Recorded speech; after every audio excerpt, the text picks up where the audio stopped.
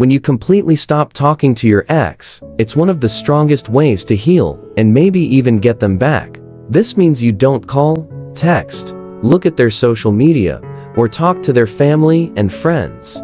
You basically remove them from your life completely, like they never existed. This complete separation is what makes this method so powerful and effective. Want to become someone that quality partners can't resist? Make sure to follow our channel. Every video will help transform you into that person. Click that follow button right now so you don't miss out on valuable relationship advice that could change your life forever. Taking a break from contact is like medicine for your broken heart, and it really works. It helps you stop thinking about your ex and focus on making yourself better. Many people use this wrong. They only think about making their ex miss them, which isn't what it's for. This break is your chance to feel sad about losing your relationship, clear your head, and think about what's next. Don't focus on whether your ex will come back. That's just a bonus. First, think about healing yourself. Then if you want to get back together later, you'll make a better choice from a place of strength and clarity. Before we talk about why your ex might come back, let's look at how long this usually takes to work. Even though it works well, staying away from contact isn't easy. The person doing it has it rough because they have to ignore their ex's messages and calls, even when they really miss them. But you need to wait at least 3 to 4 weeks before any contact, because a shorter time won't make them miss you or learn their lesson. Some people even wait 6 weeks, which is about as long as you should go. Often, people realize they're actually better off without their ex and move on happier than before. But don't think about that outcome, just focus on healing first and becoming the best version of yourself. Here's what your ex goes through when you stop contact, especially if they're the one who ended things. Hey, enjoying the video? Great news, follow our channel, because every video will help you become someone quality partners can't resist. And you'll catch all our videos on Monday, Wednesday, and Friday. Got a story to share with our community? Leave a comment below. We love hearing about your experiences and success stories with these techniques. Now, back to those stages. Stage 1 is relief. Breaking up with someone is tough, so when contact stops, they feel relieved at first. It lets them avoid dealing with hard feelings and questions. They might even feel like they made the right choice, and this temporary relief reinforces their decision to end things. Stage 2 is curiosity. After about 2 weeks, your silence makes them wonder. They start thinking about what you're doing and why you haven't tried to fix things.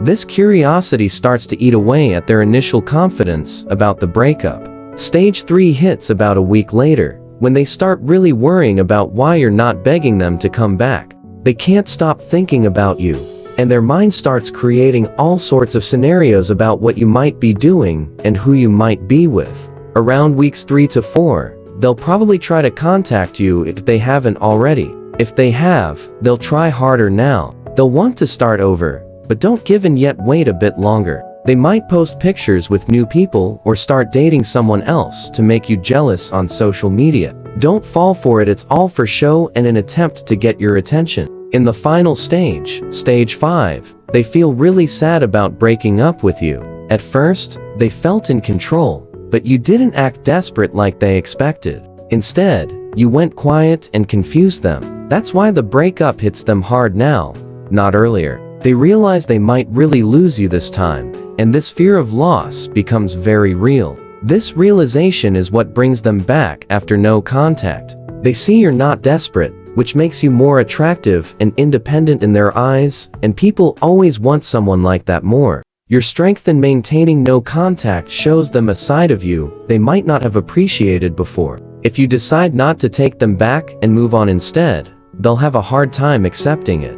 This method makes it tough for the person who ended things to let go, because it shifts the power dynamic completely. It's reverse psychology, making someone want something by doing the opposite of what they expect. Your ex will want to come back because when they broke up with you, they thought you'd be desperate and available whenever they wanted. They pretended the silence didn't bother them at first, trying to maintain their image of being in control. But your continued silence confused them and made them question everything about the breakup. They'll try to figure out what's happening and why you disappeared so completely. The longer you stay quiet, the more they'll wonder about what they lost.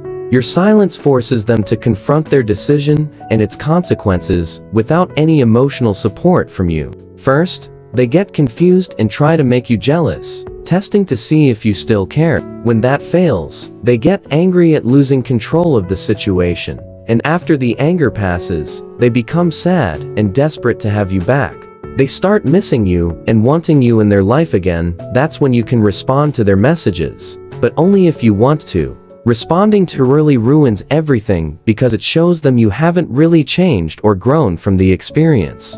This is the main reason EXEs come back after no contact. You give them space to think and miss you without pushing, and if they ever really cared, they'll want to get back together. The space allows them to remember all the good things about your relationship without the pressure of dealing with post-breakup emotions. During this time, they'll likely go through memories of your relationship, remembering the good times and questioning their decision to end things. They might reach out to mutual friends to get information about you, trying to piece together what you're doing with your life. The lack of information and direct contact makes them idealize the relationship and focus on what they've lost rather than why they ended things. The key to making this work is staying strong and focusing on your own growth during the no contact period.